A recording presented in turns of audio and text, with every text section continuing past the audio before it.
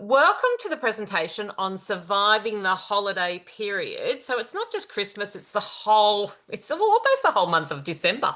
So as you know, my name is Leanne and I work for Emerge ACT, which incorporates arthritis ACT and pain support ACT. So, as we all know, Christmas is not just one day, but a season of goodwill and joy. But for those of us with a debilitating fatigue condition, it also brings pain, exhaustion, and stress. So, when looking at ways to survive the season, you need to consider a variety of areas that are part and parcel of what we call the most wonderful time of the year. So before we start, I just wanted to go over some housekeeping. So the presentation is being recorded. You are welcome to turn off your camera and speaker. At the end of the presentation, we do say an hour, but it actually will only go for like 15 to 20 minutes. We'll have a 5-minute break and then we can come back and have discussion. So feel free to use the chat option to store questions for later if you wish. And finally, just remain respectful of all participants.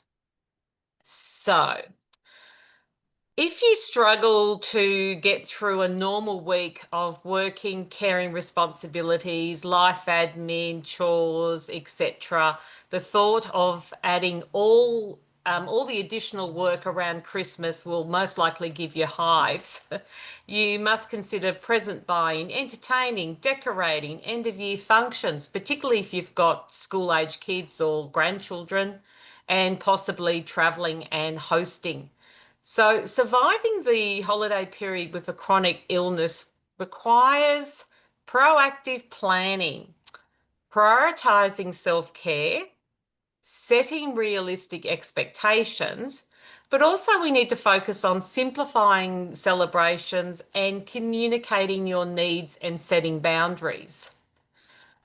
So, whether you are planning on staying home or traveling interstate, the key to pacing during this period is proactive planning. So, firstly, the first key is planning early. So, I'm saying pull down that calendar this afternoon and start looking at what you've already booked in. And try and include as many details as possible. So what events do you have already booked? And when are your down times? Are there travel plans already in place that we need to consider as well? But also you need to be flexible with your time. Things will crop up, so it's better to have less commitments than more. So you may start getting invitations already of friends saying, oh, we must catch up before Christmas. So what you need to do is just respond with, yes, we should. Let me check my diary and get back to you. We need to start focusing on that now because all of a sudden you will have a complete month of overcommitment, which you just can't afford. So if you don't prioritize your own self-care, you will crash, and as a result, you will miss out on the important parts of the holiday period. So schedule rest and relaxation and include this in your plans. If necessary, lie. Say to your family, I've got to go and wrap presents and go to bed. Book in a catch up with a friend whilst you are actually taking a nap. Just make sure that you pencil in some downtime now. If you are working, consider taking some days off just to tackle the extra responsibilities. Make time for activities that help you recharge, like taking naps, enjoying a warm bath, meditating. If your partner or family like to give you Christmas presents, ask for a massage before Christmas so you can get that pampering before the big day. Be mindful of your diet. Christmas is the time of year when food and alcohol seem to be the centre of all events. So, unfortunately, this is hard when you have food sensitivities. And the last thing you want is to end up in bed in pain. So, eat nourishing foods and be mindful of alcohol consumption. If you are expected to entertain or attend functions, consider taking your own food. Or there's plenty of beautiful ideas on social media, um, vegetable plates, platters, and things like that that look like Christmas trees. Remember, don't make it too complicated. So, but also try out, there's a huge range of non-alcoholic wines, or simply take a bottle of mineral water and put it into a champagne glass. The other thing is be mindful of stress. Unfortunately, has a huge impact on our health, but we still allow others to place stress on us. So, particularly when others are stressed themselves, everyone seems to get stressed, particularly by the end of December. The key to reducing stress is firstly being aware of people or activities that stress you out. So, unfortunately, the stress could come from within your own home. So, it's important to identify the stress and put a plan in place to minimize it. Think about, simplifying meal times with pre-packaged meals, a bowl of salad, make up a bowl of salad, put it in the fridge. Go out for, fish and chips by the lake. Try to minimize the stress at home as much as possible. Also, not only will Christmas drain your energy tank, but it'll also drain your bank account if you're not careful. So this then adds to your stress, which will then result in pain.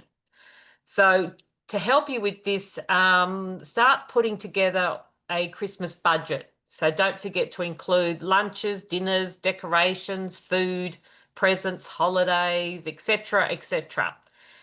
Think of ways to reduce costs by utilising reward points, banking saved coins, or having a Christmas club account. But also think about who you have to buy presents for. If you're buying for family, to talk to them about doing a Kris Kringle where everyone gets one present for a set amount. Try not to be pressured to spend more money than you can afford. And if you are crafty, consider making small gifts as such as cookies, potted plants, hand towels, photos, books, etc. So you're not actually spending heaps of money on gifts. Also, create a quiet space. So have a designated area where you can retreat and recharge when needed. This can be within your own home. If you're going away, ask the family member to see if you can, find a quiet space, or even if necessary, even your car. Utilize sunshades, eye masks, whatever. If you want, add a small Christmas tree with lights and Christmas candles and listen to carols so you still feel like you're celebrating in your own little bubble. I used to love years ago when I had a walking robe, I used to create my quiet space in my walking robe, and the family always knew when I was in there, I had to be left alone because I wasn't worth talking to. So, practice mindfulness and relaxation techniques. Deep breathing and meditation can manage stress and the symptoms. And finally, seek support when needed. So don't hesitate to ask for help from, just about anyone, family, friends, support groups. If you have small children, ask them to help out. They may feel important and give them something to do. Communicate with them the days, the plans for the Christmas period so they understand what's going to happen as well. If your children are primary school age or older, ask them to prepare breakfast. It could be something simple but special like waffles with bananas and ice cream. Just make sure they have everything ready for them. This may allow you to stay in bed a little while longer. Also, ask family members to come early if you're hosting events. Ask them to come over and help you set up and also help you clean up. Don't forget that part of the whole process.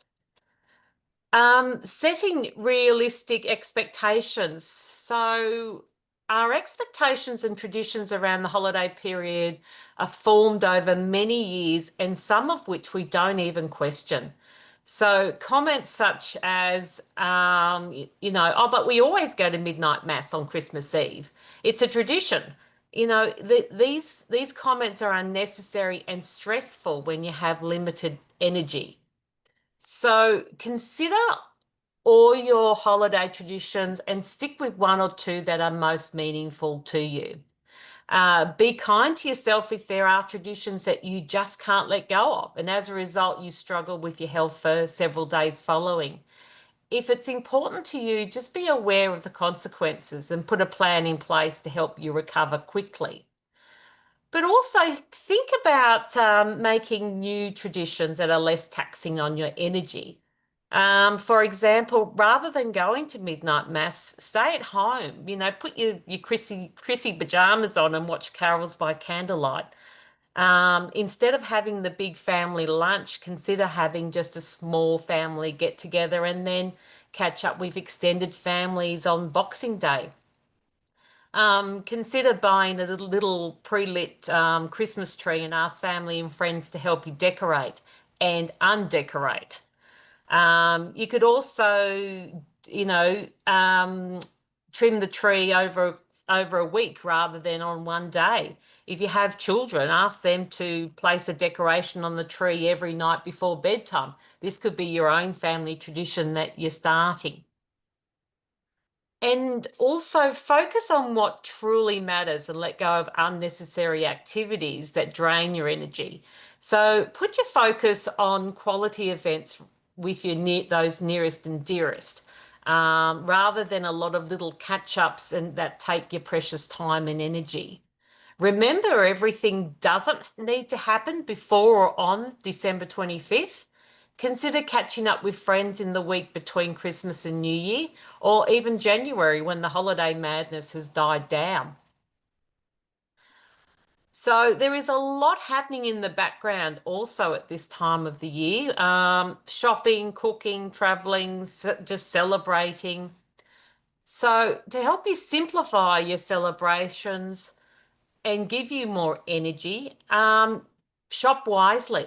So utilize online shopping for nearly everything. You can get everything online now. Gifts, alcohol, groceries. Avoid crowded stores when possible. Please don't go to the shopping centres. Just getting there is hard work. Finding a park, getting in, it's noisy. So if you need to go to the shops, consider going first thing in the morning or late in the afternoon when it's a lot quieter. Utilize your family, friends, neighbours, anyone else who can help you with different activities. If you do have caring responsibilities for children or parents, consider asking partners, family, or friends if they can help. If you have friends with children of the same age, maybe share the responsibility by each having the kids for a day. Remember, the kids are also tired, so don't plan too much for them. Prepare as much as possible when you have energy. If you have to prepare food, do so when you have the energy and utilize tips like sitting at a bench rather than standing. Do a slow prep, which means grate vegetables and then stop. Cut the vegetables, stop. Prep one dish at a time. Don't try and do it all at once. Wrap one present each day and utilize bags and boxes rather than paper. But the key to pulling all this together is to communicate your plans with family and friends, but also setting and sticking to boundaries. So talk to your family and friends about your limitations and what you can realistically manage. So, and it's okay to say no to events, people or activities that will overextend you. But remember that also being around toxic people will also drain your energy reserves. So try and keep these interactions to a minimum. Be prepared for unhelpful comments. We've all had them. Practice responses to potential insensitive remarks about your limitations. such as, oh, my friend Judy, had that, but she took vitamin C tablets and she's now all better. You can say, thank you for giving me that tip, but, research shows that chronic fatigue cannot be cured with vitamin C. If you're too tired to respond to unhelpful comments, just try and walk away. And finally, cherish the moments of connection with loved ones and let go of resentment and negative emotions, because that will just kill your energy levels as well. So as I said, that is it. There are lots of tips and tricks which I hope can help you and your family have a beautiful holiday period. We'll now told you, 25 past, have a 5-minute break before we come back for a time of discussion. So have a think about anything that I may have missed, or if you have a specific issue that we may be able to help you with. If you are feeling a bit fatigued, you are more than welcome to sign off now. That's entirely up to you. Okay.